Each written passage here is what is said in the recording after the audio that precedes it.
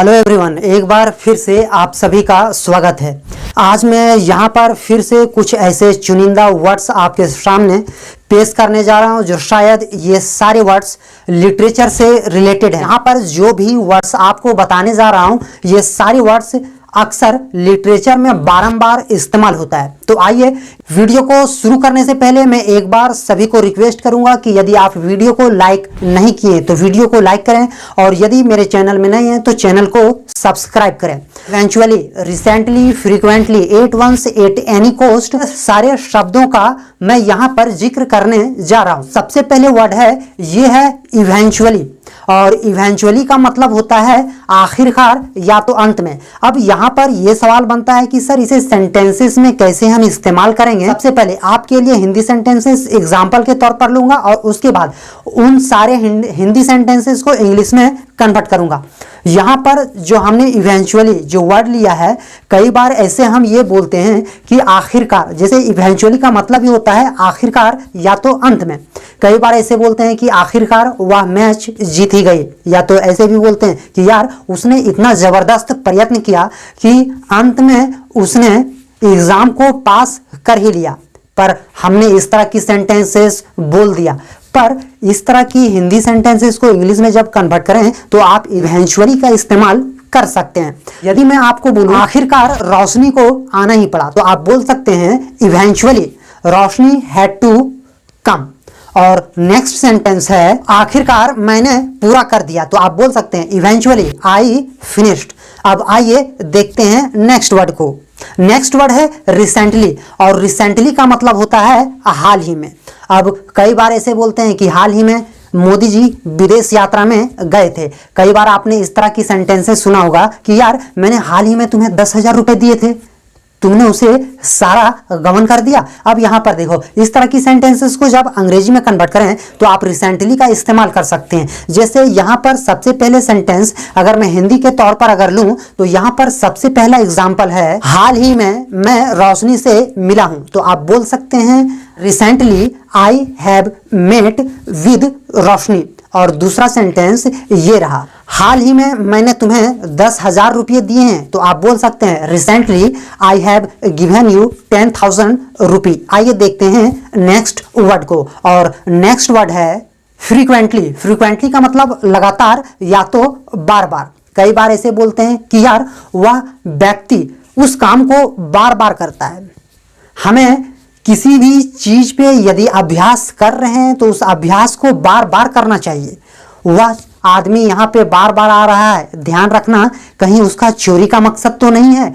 इस तरह की सेंटेंसेस हमने बोल दिया। अब यहाँ पर देखिए इसे मैं इंग्लिश में कैसे कन्वर्ट करता हूँ। वह यहाँ बार बार आता था, तो आप बोल सकते हैं फ्रीक्वेंटली ही केम हेयर। और दूसरा सेंटेंस है, रमेश बार बार पढ़ता है, Ramesh reads frequently. Next word है सर्टेनली। सर्टेनली मीन्स यकीनन, जरूर, या तो आप बोल सकते हैं पक्का। जैसे कई बार ऐसे बोलते हैं कि यार मैं पक्का तुम्हें 2 पेन दूंगा। कई बार ऐसे बोलते हैं कि यार आप सुबह मिलना, मैं तुम्हें पक्का वो उधारी वाले रुपए दे दूंगा। कई बार ऐसे भी बोलते हैं कि यार यकीनन वह आदमी एक बेवकूफ़ है। अब यहाँ पर देखिए इस सेंटेंसेस को, या तो इन सेंटेंसेस को जो हमने आपके सामने बोला, इस तरह की सेंटेंसेस को जब आप इंग्लिश में कन्वर्ट करेंगे तो आप सर्टेनली का इस्तेमाल कर सकते हैं। जैसे यहाँ पर जो सबसे पहला सेंटेंस है, पक्का मैं सुबह आ जाऊंगा, तो आप बोल सकते हैं certainly I shall come in the morning.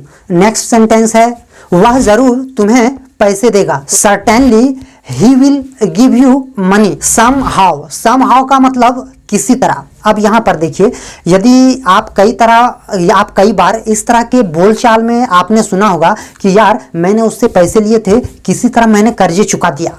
कई बार ऐसे भी बोलते हैं कि यार वो मुझे पीटना चाहता था पर मैं किसी तरह वहां से भाग गया। कई बार ऐसे भी बोलते हैं कि ये चैप्टर मेरे लिए बहुत ही कठिन है पर मैंने किसी तरह इस चैप्टर के सारे क्वेश्चन को सॉल्व कर दिया। अब यहाँ पर देखिए, आप इस तरह की हिंदी सेंटेंसेस को जब आप इंग्लिश में कन्वर्ट करें तो आप समहाउ का इस्तेमाल कर सकते हैं। जैसे यहाँ पर सबसे पहला हिंदी सेंटेंस आपके लिए ये है, किसी तरह मैंने उसे पैसे चुकाए, तो आप बोल सकते हैं कि somehow I paid him money, वह किसी तरह वहां पहुंची। तो आप बोल सकते हैं somehow she arrived there। आइए देखते हैं नेक्स्ट वर्ड को, इनफैक्ट। इनफैक्ट ये बहुत ही यूजेबल और कई बार फ्रीक्वेंटली लिटरेचर में इस्तेमाल तो होता ही है, स्पीकिंग इंग्लिश में भी इस वर्ड का काफ़ी इस्तेमाल होता है। तो आप इनफैक्ट को कई बार इस तरह से स्पीकिंग में इस्तेमाल कर सकते हैं, पर इसके इस्तेमाल से पहले इसके दो मतलब को सबसे पहले समझ लेते हैं। इनफैक्ट का मतलब होता है असल में, या तो आप बोल सकते हैं, बल्कि कई बार ऐसे बोलते हैं, यार असल में मैं तो तुम्हें ये चीज़ पूछने ही वाला था। कई बार इस तरह से भी बोलते हैं, असल में मैं तुम्हें पैसे देने ही वाला था। तो आप इस तरह की सेंटेंसेस को जब आप इंग्लिश में कन्वर्ट करें तो आप इनफैक्ट का इस्तेमाल कर सकते हैं। जैसे यहाँ पर सबसे पहला सेंटेंस आपके लिए ये रहा, बल्कि मैं खुद जाने वाला था। तो आप बोल सकते हैं in fact I had to go myself. और दूसरा सेंटेंस ये है, असल में वह नाराज था। तो आप बोल सकते हैं इनफैक्ट ही वॉज डिसअपॉइंटेड। आइए देखते हैं नेक्स्ट वर्ड को, और नेक्स्ट वर्ड है ऑफेन। यहाँ पर आप ऑफेन में जो अल्फाबेट्स देख रहे हैं ये है OFTEN। यहाँ पर टी को वैसे ही खंभे की तरह अंग्रेजों ने यहाँ पर खड़ा कर दिया। यहाँ पर टी को आपको प्रोनाउंस नहीं करना है, यानी टी यहाँ पे साइलेंट है। आप कई बार इसे ऑफ्टेन पढ़ देते हैं, पर आपका ये प्रोनाउंसिएशन गलत होगा।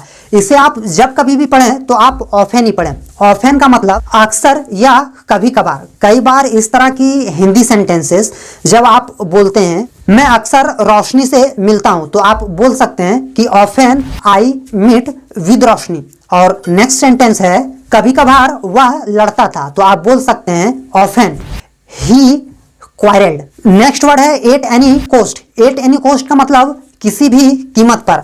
यह भी वर्ड लिटरेचर में व्यापक तौर पर इस्तेमाल होता है, और जब कभी भी आप एट एनी कोस्ट को आप अपने स्पीकिंग में इस्तेमाल करें तो याद रखिए, यदि आप इस तरह की वर्ड्स को आप स्पीकिंग में इस्तेमाल करते हैं तो आपकी स्पीकिंग में इंप्रूवमेंट आ सकती है। अब यहाँ पर देखिए, एट एनी कोस्ट से अगर मैं दो एग्जाम्पल लूँ तो यहाँ पर सबसे पहला एग्जाम्पल है, मैं किसी भी कीमत पर वहां नहीं जाना चाहता। तो आप बोल सकते हैं I don't want to go there at any cost. और दूसरा एग्जाम्पल है, किसी भी कीमत पर मैं पढ़ना नहीं छोड़ सकता। तो आप बोल सकते हैं I cannot quit my study at any cost. आइए देखते हैं नेक्स्ट वर्ड, विलिंगली।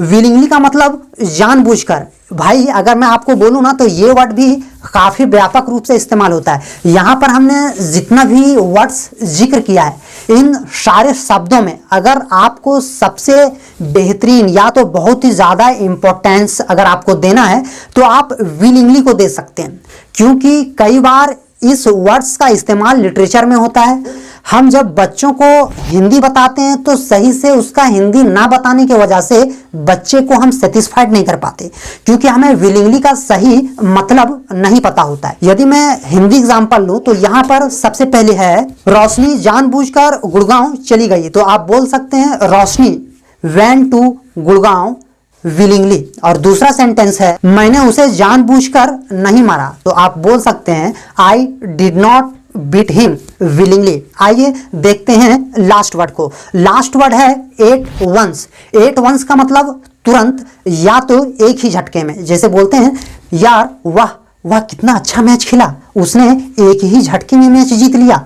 या तो आप इस तरह भी बोल सकते हैं, मैंने जैसे ही घटना के बारे में सुना मैं तुरंत वहां पे पहुंच गया। तो इस तरह की सेंटेंसेस को जब आप इंग्लिश में ट्रांसलेट करें तो आप एट वंस का इस्तेमाल कर सकते हैं। जैसे यहाँ पर सबसे पहले है वहां तुरंत गई। तो आप बोल सकते हैं she went there at once. और दूसरा एग्जाम्पल है, वह एक ही बार में मैच जीत गई। तो आप बोल सकते हैं she won the match at once. मैं उम्मीद करता हूं कि ये सारी वर्ड्स आपके लिए बेनिफिशियल है। वाकई यदि आपके लिए ये बेनिफिशियल है, दिमाग में इमेजिन करके आप इन्हीं वर्ड्स का इस्तेमाल करके कुछ सेंटेंसेस बनाइए और कमेंट बॉक्स में इसे कमेंट कीजिए।